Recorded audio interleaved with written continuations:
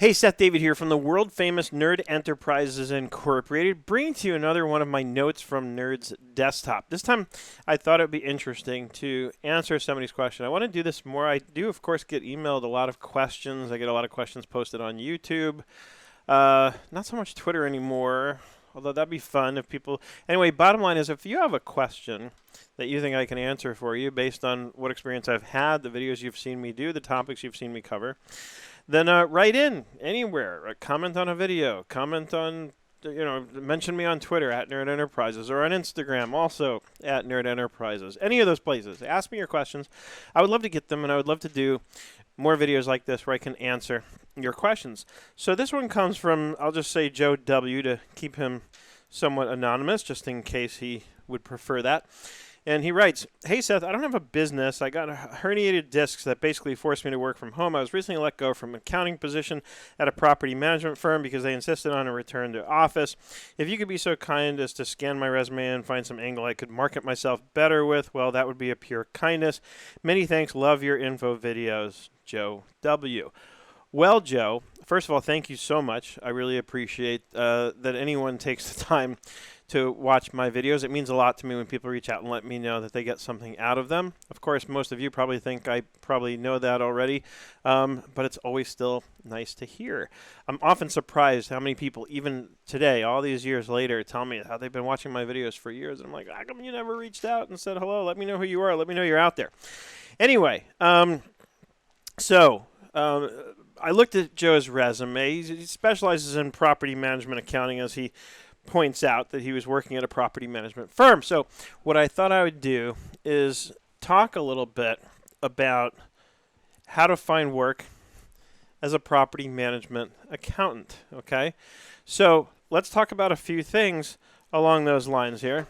And I'll start with, kind of like the most obvious answer you would expect from me. And that is that I'm going to say, make some videos, right? Of course, if I were me, which I am, I would just make a pile of videos, about property management accounting. And that's going to let people know that I know how to do it. It's going to let people know that I know what I'm doing when it comes to property management accounting. And of course, it's going to attract people who are interested in getting help with property management accounting. And by the way, as it happens, I did make a pile of videos. I have it up here on my screen on Intuit's Firm of the Future. Wait, I lost the top line of the headline. QuickBooks Online Advanced for Real Estate Property Management. What I've got on my screen there is part 3 of the 3-part series that I did there. So I made a small pile of videos. Intuit is kind enough to have me sharing my content on their platform, firmofthefuture.com. And of course, I'll link it up, wherever you're watching this video in case you want to check it out. And so I published it for them. They reached out to me, said, we'd really like some videos featuring more of QuickBooks Online Advanced, which is what this focuses on, because QuickBooks Online Advanced has custom fields, which make it really cool for property management, because you can set up fields that can be used to capture information on the invoices, which then in turn can be used in reporting. So you can get pretty close to what a rent roll looks like. Not exactly a rent roll, but very close to what that looks like. Again, make videos. Make a pile of videos on a subject, and I promise you people will come calling, because people are going to find the videos. And just make sure that in each video you make it clear that you're available to, for more help if people are interested. Now, let's say you're not going to make videos. First, shame on you. Second, just kidding. I know not everyone wants to make videos. So there's other things you can do. And the main thing, though, is that you have to do what doing the videos was designed to accomplish, which is what, I said it before, it's designed to accomplish the objective of letting people know that you're really good at this, that you know what you're doing, that you know how to do accounting for a property management company, okay? So what's next? If you're not going to want to do videos, then maybe you'll write some content, right? In about an hour, you can have a website up and running if you don't already have one. And then you can start writing articles. But here's the thing. I don't want you to think of it as writing an article or a blog post. What I want you to do is I want you to think of it as though you're writing a manual for your client, real or imagined, on how to do property management accounting using QuickBooks Online, QuickBooks Online Advanced, whatever you prefer. But think of it like that. Imagine that your client, real or imagined, has asked you to put together a training manual for their bookkeeper to understand how to use QuickBooks Online or QuickBooks Online Advanced to run their accounting for their property management company. Now, if you do that, first of all, you're not going to do it all in one document. You're going to break it up into small pieces. Each one becomes a separate article. And by the way, I'm going to link it up. I have a video that I did earlier this year on how to create a training manual or an accounting manual. And it shows you how easy it is using two simple tools, Google Docs and Snagit. Google Docs you can get access to for free. Snagit you have to pay a little bit for, but it's very inexpensive. I think it's like $30 and the product's yours. And Snagit makes it really easy to take cool, professional-looking screenshots. You can even put some little effects on them like I do. You'll see that in the write-up for this video. I give you an example, right? I've got it here on my mobile that I'm looking at for my notes. But it makes it really easy to put that together, and you're going to use screenshots because you don't want to do videos. I get it. You don't want to use your voice or your face, whatever it is, or you just don't want to be bothered editing, or it's just too overwhelming for you. But this is so easy to do. So you take screenshots to give people context that's very similar to what a video would do, and you put it on a document, and then you can build it in Google Docs, and then you can transfer it over to your website platform, whatever you're using. Probably it's going to be WordPress if you're just getting started out, or you can use things like Wix. I don't know how that works in terms of setting up a blog. There's a ton of them. There's a lot of sites that make it really easy where you can go on and in less than an hour you can be up and running writing articles. But ideally you want to have your own website because you'll write these articles, you'll create this manual, if you will, for how to do accounting for property management companies using QuickBooks Online. And you'll put a little, instead of making a pile of videos, you'll just make a pile of articles or excerpts from what could be combined into one big manual, right? So that again, you're putting the information out there that shows A, you know what you're doing, and B, you can do it for other people. And then if you kind of think of your blog post as the center of your universe, or your website rather as the center of your universe, then of course you can write little sort of mini articles in other places, just slightly different versions of the same material, and then linking back to the source on your own website. The idea is you go out onto these different social sites to make connections, but ultimately to generate traffic, get people over to your website so they check you out and see, oh, this guy does, this guy Joe W, he does property management accounting. I have a property management company. Maybe I came to learn about it, but you know what? Maybe it makes sense to just hire this guy. Right? So, and it's not going to happen overnight. It's going to happen slowly, but it's worth it because what you're building is a sustainable platform that over time will build, and the infrastructure stays in place. So it just gets easier and easier as time goes on. So where else can you write content? You can write content on LinkedIn. Now, on LinkedIn, there's two places you can go. You can kind of just write a headline, like a quick little post, but you can write full-fledged articles, and with LinkedIn, you can really stand out, especially because I think LinkedIn is one of the most underutilized platforms right now. A lot of people, don't use it nearly as much as they should. I'm going to reference what I wrote in the write-up here because I'm on email lists for a lot of marketers. Because I'm an accountant, I know how to do accounting. I don't need to learn how to do accounting. I need to learn how to market, right? So that's how I learn a lot, is by following other people who's same idea. I'm just, this is what I want to learn. This is what I'm interested in learning more about. So I get a lot of emails from a lot of marketers. And literally today, the day I'm recording this video, I got, I'll just read you this quick excerpt from the email I got. She said only 1% of users post content on LinkedIn regularly, which is crazy considering 61 million LinkedIn users are senior level influencers and 40 million are in decision-making positions, right? So it's a great place to connect, and since it is underutilized, it's a wide open opportunity for a lot of people like you to go out there and just, again, it's really just networking, but you're networking by educating others, by giving them helpful and useful information. That will only cause them to be attracted to you, not in a creepy way, hopefully. But it's a great way to attract the people who are interested in what you've written about, which probably means they're an ideal candidate for you in terms of, getting a client to work with. The other thing you can do on LinkedIn is you can search them out, right? You can go onto LinkedIn and do searches. You can localize the search for a little bit of money. You have much more powerful search capabilities and CRM-like capabilities with LinkedIn Sales Navigator. And you can search them out. So let's say you've taken the time and you've written 5 articles on LinkedIn based on your manual that you're creating for how to do accounting for property management with QuickBooks Online Advanced. And so now those 5 articles show up in your history on LinkedIn, and then you go out and start searching out those ideal candidates, the people you'd most like to work with. And you you just send them a connection request. Very simple. Always send them a little note with the connection request. Give them an explanation why you're connecting, right? Obviously, you're not going to go out there and connect and say, "Oh, I need new clients," right? You're going to be a lot more casual than that and say, "Look, I'd love to connect and learn more about you and see how we can help one another." I love that because it's a soft approach. It's and it should be the honest thing that you're looking to do is finding out how you can help one another. And guess what? When you first connect with people, you shouldn't do what almost every marketer does on LinkedIn that I hear from. I posted a screenshot.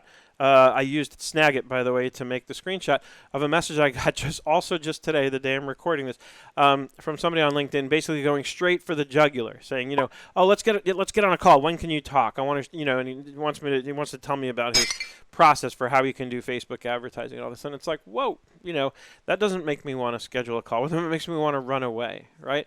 We're going to take a much softer approach. And in fact, when somebody does connect with you, what I'm going to suggest is before you start telling them what you do for a living, because it's like, who cares, right? You ask them questions, learn more about them, actually care, actually show that you're interested in finding out who they are, what they do, whom they do it for.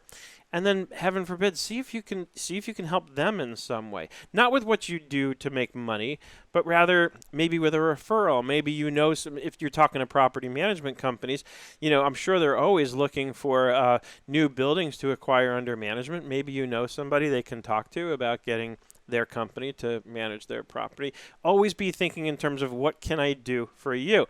If you do enough of that, I promise you it's going to come back to you tenfold, right? That's the way we do this. We give it away. We help others, and then it comes back to us, right? So don't do what the guy in my screenshot does. Do this. Go slow. Reach out to the person. Show that you're genuinely interested in who they are as a person, right?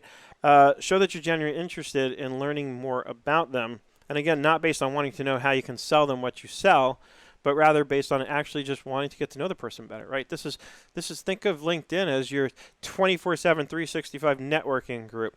That instead of paying $300 a quarter and maybe getting some referrals, you have, as I mentioned earlier, access to over 61 million influencers, right? That you can reach out to and talk to, who can either become clients or refer clients to you, right? So don't try to sell. Just ask them questions. Start off simply and say, "What do you do?" Right? That's the best thing you can do. That's how somebody reached out to me, who I end up spending, tens of thousands of dollars with over the past year. And I'm glad I did, because I've gotten a huge ROI on that from them. But I was looking back, I was curious because he's a marketer, I was curious to remember how he started the conversation with me. And that's essentially how he started. He sent me a connection request on Facebook, actually. And once I accepted his connection request, and I looked at his profile, and I could see exactly who he was and what he did, because he had his profile well put together on Facebook. And I even figured out most likely, how he found me. But he didn't come in and try and slam me with a sales pitch or to get on a call right away. He simply said, "What do you do?" It was just about as simple as that. And he said, "Are you, what are you into business-wise?" Something very benign like that, very simple. And it, I appreciated it. I appreciated that he wasn't going for the hard sell, that he wasn't that desperate that he needed to do, to approach things that way. And I'm glad he did that, because it enabled me the opportunity to build trust in him, right? That's the thing. I love what Jay Abraham says. He says, "A client is somebody who's under your protection," which means, simply put, that we want to make sure we make them feel safe. A lot of marketers think that it's their job to make you feel uncomfortable. And that's a school of thought, and there's no question it's effective. It works. A lot of marketers make a lot of money that way. But to me, that's not the way you build a long-term sustainable foundation on which you can build and grow for a really long period of time. You're going to basically piss most of the people off that you talk to, and a small percentage of them will take a chance on you because you've annoyed them enough to want to just get you to shut up and go away, so they just agree. And then hopefully they're pleasantly surprised in the end. So that's not the model I would want to build. That's not what I would suggest to you that you try and build. And you can, of course, so like I said, the guy who reached out to me that I was referring to, he reached out to me on Facebook. So obviously you can employ these strategies, in other places besides LinkedIn, but I think LinkedIn is a wide open, untapped opportunity for this kind of thing. So again, the key was not to be off-putting. The key is not to be off-putting in those initial conversations. Just start off simple. Hey, what do you do? I know I can read about you in your profile, but I want I want the real deal. I want to know from you. Tell me what you do. Tell me who you do it for. Tell me how you do it. What do you like about it? What do you hate about it? Where are you struggling, right? Slowly you can evolve the conversation into where do you need help? And obviously if the person says, and as a matter of fact, I notice you do accounting for a living and it looks like you specialize in property management companies like my own, and our accounting's a mess, right? But let them open that door. You don't open that door, you'll find it's a much better experience all the way around. And so taking that soft approach is it's simple yet powerful, right? And of course you have to mean it. And there's basically the first rule is you have to care, okay? That's the first rule. And then you go out and show that you care, taking it back to the beginning of this video. You go out and show that you care by being willing to put out some form of educational content that people are going to be able to use and take it away for fun and for free without giving you a dime. They're going to be able to actually use that information to do something. Not like, again, what some of the other marketers do where they tease you with something that you can't ever use by itself and you have to go on to pay them for something, right? We don't want to do that again. That pisses people off. That makes them uncomfortable. To me, it's the wrong way to build the foundation of what we want to be a very long-term relationship that generates lots of referrals and other things. So go out there and show that you care by offering to teach people valuable information, teach them a whole concept, teach them how to do accounting for property management companies with QuickBooks Online Advanced. And I promise you, it will come back to you tenfold. People will come to you. They'll start doing it, and they'll be like, you know what, I'd rather focus on doing property management because that's what I do really well. And obviously, if I'm learning from this guy, it probably makes sense to hire him to do it for me, right? And in the end, to sum up, it's simple.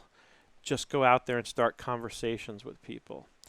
It really is that simple. Like I said before, think of this as a wide open 24/7, 365 networking group that's out there in social media, Facebook, LinkedIn, wherever else.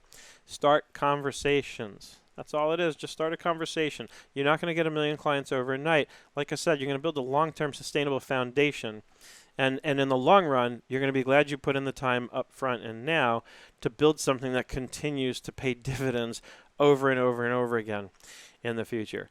That's it, my friends. Joe, I'm obviously going to email you back with the link when I have this published, so I hope you find this helpful. I'm sure, and I hope that you'll reach out to me with your comments, thoughts, and feedback, and that goes for any of you who are watching this. I really hope that you share with me your thoughts, comments, and feedback. And remember that I have lots of programs that can probably help you. You know where to find me. Just go to new.nerdenterprises.com. That's the new website. That's got all the newest, latest, and greatest stuff where you can find out more about me and what I do and whom I do it for. And I have tons of free content on there. It's all in the same section where this video is going to go, called Nerd Buzz. You do have to get a free account on my website. It is a free account, which means, yes, you have to submit your email address, but you don't have to necessarily subscribe. So you can get the free content without getting the weekly emails, but hopefully you'll enjoy the weekly emails. Most people on my list who respond to me tell me that they do.